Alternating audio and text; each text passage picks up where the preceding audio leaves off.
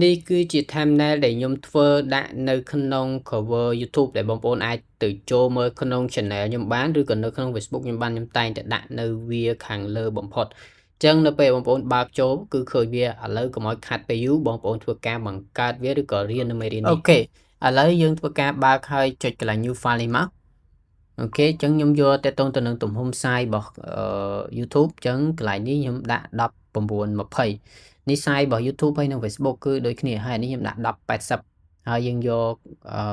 resolution 150ហើយដាក់ຂະຫນາດដេកហើយកន្លែងនេះឈ្មោះអញ្ចឹងខ្ញុំសូមដាក់ thumbnail poster ហើយយើងចុច create មកអញ្ចឹងនេះយើងបានផ្ទាំងផ្ទៃកិច្ចការងារមួយប៉ុណ្ណេះអញ្ចឹងឥឡូវខ្ញុំមានរូបភាពនេះមួយហើយបងប្អូនដាក់រូបខ្លួនឯងក៏បានឬក៏រូបអីផ្សេងៗក៏បានដែរដើម្បីយើងធ្វើជាលក្ខណៈ thumbnail cover ហ្នឹងអូខេអញ្ចឹងខ្ញុំចូលទៅលើ layer ហើយយើង convert វាទៅជា smart object ហើយខ្ញុំ control វាហើយព្រមវាឲ្យតូចបែបនេះមកអញ្ចឹងអានេះអត់មានអីពិបាកទេប៉ុន្តែយើងសិក្សាទៅលើប្រភេទពន្លឺហើយនឹងយើងលេងពលឺបដិញឬក៏តកតូនទៅនឹងការលេងនៅ live បែបឲ្យវាមើលទៅវាទាក់ទាញអូខេអញ្ចឹងឥឡូវខ្ញុំសូមដាក់ប៉ុណ្ណេះហើយបងប្អូនដាក់វាមកល្មមជាក់ស្ដែងបងប្អូនចង់បានហើយយើងធ្វើការដោះ background មកខ្ញុំយកពណ៌ខ្មៅ follow តាមអាវខ្ញុំដាក់ពណ៌ background ណាអញ្ចឹងយើងបង្វិលវាអាហ្នឹង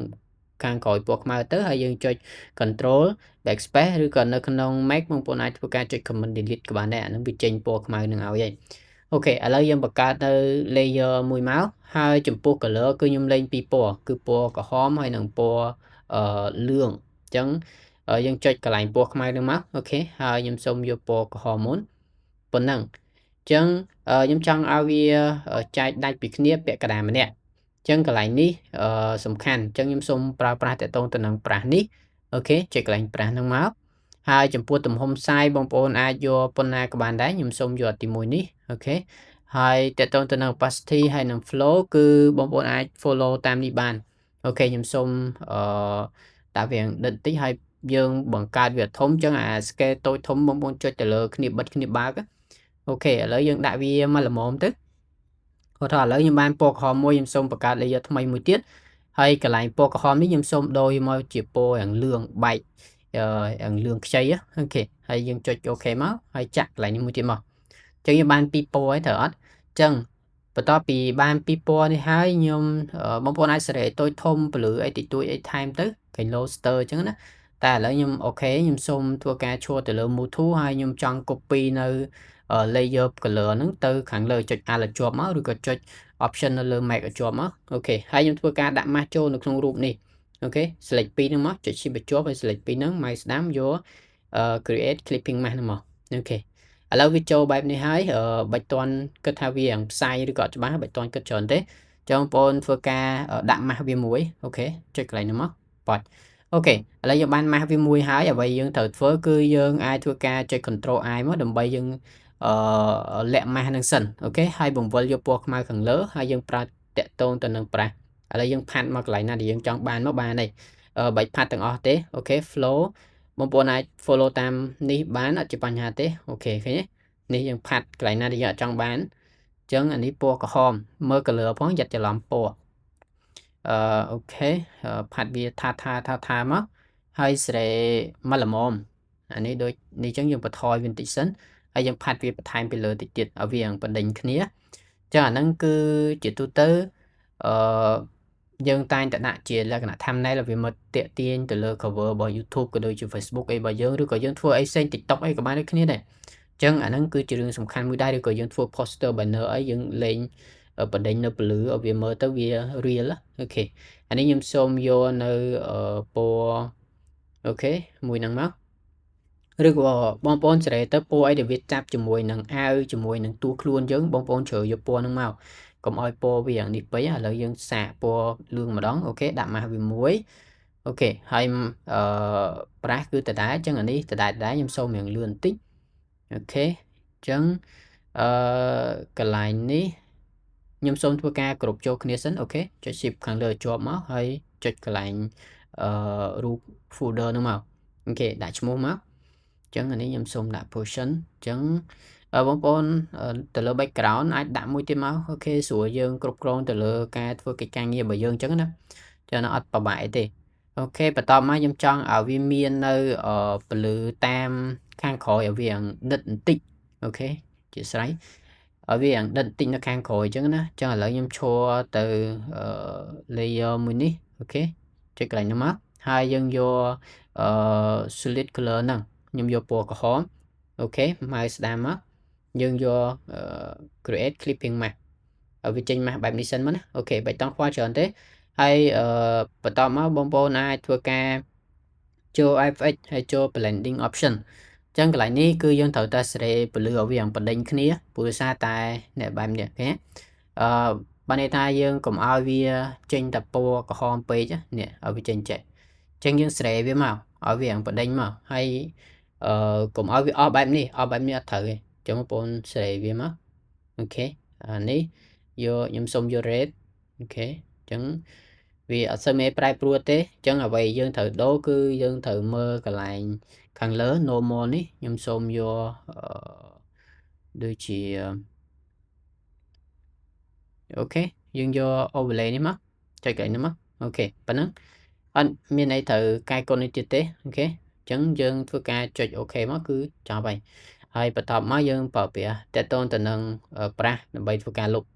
អូខេនេះយើង view វាហើយយើង click អូខេមកប៉ុណ្្នឹងសិន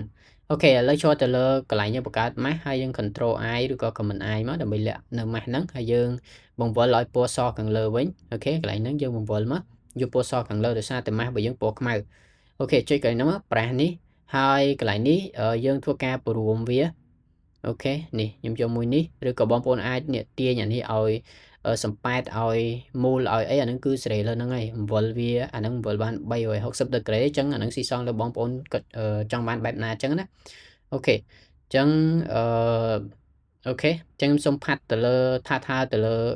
ខាងក្រោយនេះហើយបងប្អូនសេរីមកឃើញដូចពលឺថាវាជះមកពីខាងក្រោយឃើញអត់នេះវា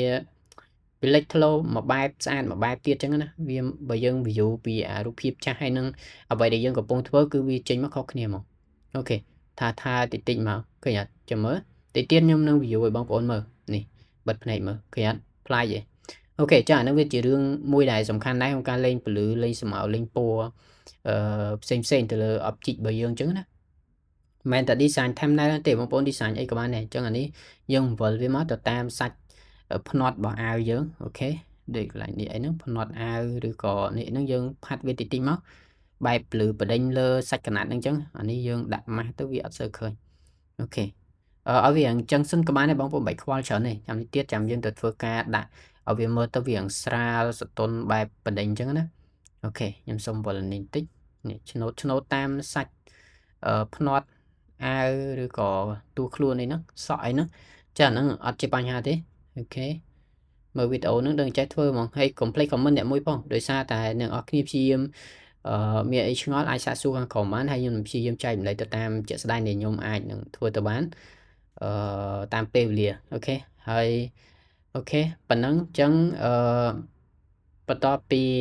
យើងបានប៉ុណ្ណេះហើយវានៅមួយខាងទៀតត្រូវអត់តែបាច់តនេះយើងចូលទៅលើ layer ហ្នឹងចូល blur ហើយយក caption blur សិនមកដើម្បីយើងឲ្យវាស្មើវាស្រាលសតុនជាងអាមិញណាអូខេតឡើង blur តិចមកឃើញទេនេះឲ្យវាកាន់តែមើលទៅវាល្អយើងមើលទៅវាដូច real វាដូចមែនតែនអញ្ចឹងអូខេហើយយើង click OK មកហើយអាច view វាបានអូខេបិទភ្នែកបើកភ្នែកអីមកយើងដឹងឥឡូវខ្ញុំសាកបិទភ្នែកឃើញទេផ្លាយតិចនៅអញ្ចឹងអានេះគឺជា technique ដែលខ្ញុំធ្វើកន្លងមកជារឿយដែលខ្ញុំតែងតែធ្វើ poster ឬក៏ thumbnail អីផ្សេងអញ្ចឹងទៅចានេះវានេះពេកខ្ញុំសុំលុបវិញចេញបន្តិចអូខេប៉ុណ្ណឹងអញ្ចឹងបន្ទាប់ពីពណ៌ក្រហមយើងបានប៉ុណ្ណេះហើយយើងត្រូវធ្វើពណ៌លឿងម្ដងព្រោះដោយសារតែអត់មានអីខុសគ្នាទេការធ្វើហ្នឹងគឺដូចពណ៌ក្រហមដែរអញ្ចឹងបងប្អូនអាចមើលហើយសិក្សាទៅលើចំណុចមួយកត់សម្គាល់អ្វីដែលខ្ញុំប្រើប្រាស់ជាពិសេសគឺ tool ហើយនឹងadvanced function របស់វាមួយចំនួនដែលខ្ញុំតែងតែចូលប្រើអញ្ចឹងណាអូខេយើងចូល solid color ហ្នឹងអូខេហើយយើងចូល blending option ហើយកន្លែងនេះបាច់ដូរក៏បានដែរអត់ជាបញ្ហាទេយើងស្រេអានេះបន្តិចមកនេះឲ្យវាចេញចេះមកប្រហែលជាមកល្មមកុំឲ្យវាបាត់ស្រេមិនក៏ដោយកុំឲ្យបាត់ឲ្យវាចេញបែបនេះមកដើម្បីយើងលេង color យើងបដិញ color វាកាន់តែល្អអានេះខ្ញុំយកដូចជា overlay ឬក៏ពណ៌អីផ្សេងគេពេលខ្លះខ្មៅវាអត់ស៊ីមួយលឿងអីចឹងទៅយើងត្រូវពណ៌អីផ្សេងជាក់ស្ដែងដូចអ្វីដែលខ្ញុំបានលើកឡើងអញ្ចឹងបើសិនជា object អីផ្សេងអានឹងយើងត្រូវ follow តាមវាអញ្ចឹងណាអានេះខ្ញុំ control I មកអូខេឬក៏ command I ហ្នឹងហើយខ្ញុំប្រាប់តាក់ទងទៅនឹងប្រាស់ដដែលហើយកន្លែងនេះយើងយកពណ៌សខាងលើហើយយើងសេរីសំប៉ែតឲ្យវាទៅខាងណាហ្នឹងវិលជាក់ស្ដែងដែលបងប្អូនចង់បានទៅអូខេអានេះខ្ញុំផាត់វាមកអញ្ចឹងកន្លែងនេះដូចមិញអញ្ចឹងយើងធ្វើការគូទៅលើវាអូខេប្រហែលជាប៉ុណ្ណេះអញ្ចឹងអានេះខ្ញុំសុំ speed យ៉ាងលឿនតិចអូខេប្រហែលជានេះសុំថែមតិចទៀតអូខេនេះចឹងហើយបន្ទាប់ពីអូខេយើងចូលទៅលើហើយយើងយក caption ទៅលើមកដើម្បីយើងឲ្យវាស្រាលហើយយើងដាក់ម៉ាស់វាថែមបន្តិចយើងផាត់កន្លែងណាដែលវាធ្ងន់វាមើលទៅវាអត់សមវាអត់ទាន់តំណងយើងផាត់លុបវាវិញចេញខ្លះអូខេចឹងបន្ទាប់ពីបានប៉ុណ្ណេះហើយ background នេះខ្ញុំសូមទាញវាធំបន្តិចអូខេចូលទៅលើ move tool យើងទាញវាមកអូខេប្រហែលជាប៉ុណ្ណេះឥឡូវពណ៌ក្រហមម្ដងដូចមិញដែរខ្ញុំសុំទាញអុយធំពេកអូខេប្រហែលជាអូខេខ្ញុំទាញចូលគៀកស្មានបន្តិចឲ្យវាពលឺវាតំណងវាស្អាតវាស៊ីជាមួយនឹងតួខ្លួនរបស់យើងដែលយើងធ្វើការដាក់ស្មៅអញ្ចឹងណាអូខេអញ្ចឹងមេរៀននេះអ្នកនរគ្នាបានសិក្សាកុំភ្លេច subscribe អ្នកមួយផងហើយនឹង like ឬក៏ share អីម្នាក់មួយផងហើយចង់បានវីដេអូបែបណាអាចសាកសួរឬក៏ comment នៅខាងក្រោមដូចខ្ញុំបញ្ជាក់អញ្ចឹងខ្ញុំនឹងព្យាយាមចែកម្លែកចានេះខ្ញុំសូមតឡើងពលឺបន្តិចអូខេអានេះអត់ល្អទេខាងលើយើងទាញតិចបានទេកុំទាញខ្លាំងពេកខូចរូបភាពរបស់យើងព្រោះសារតែជាក់ស្ដែងរូបនេះក៏វាអត់សូវច្បាស់ប៉ុន្មានដែររូប view ដែលខ្ញុំប្រើជាមួយនឹង AI បន្ថែមទៀតអញ្ចឹងណាអូខេអញ្ចឹងអានេះអូខេទាញវាតិចមកបានទេប្រហែលជាឃើញយើងអាច view មើលបានយើងអាចមើលបានហើយយើងបន្ថែមនៅ object បន្ថែមនៅអក្សរបន្ថែមនៅអីផ្សេងដែលយើងចង់បានហើយយកទៅដាក់នៅលើ thumbnail ឬក៏ទៅលើ poster អីចឹងទៅឃើញទេបងប្អូនអាច view វាមើលបានថាវាប្លែកអត់អានេះវាជា technique មួយខ្ញុំធ្វើកន្លងមកហើយគាត់ថាល្អក៏ចែកម្លែកទៅកាន់អ្នកនរគ្នាទៅអញ្ចឹងប្រហែលជាអូខេដែលនេះចឹងវាដិតពេកចឹងខ្ញុំសុំលុបវាចេញខ្លះអាកន្លែងម៉ាស់អញ្ចឹងយើងលុបកន្លែងណាដែលវាដិតចេញខ្លះទៅកុំឲ្យវាធ្ងន់ពេកព្រោះពលឺយើងពេលខ្លះវាជះអត់ដល់ហ្នឹងតែពេលយើងធ្វើការ creative ពេកទៅវាចូលសាច់ពេកវាបែរជាលេងសូវស្អាតវាលើអូខេអញ្ចឹងវីដេអូយើងមានតែប៉ុណ្្នឹងទេសង្ឃឹមថាបងប្អូនទទួលបាននៅចំណេះដឹងឬក៏កន្លឹះបន្ថែមទៀតទៅលើ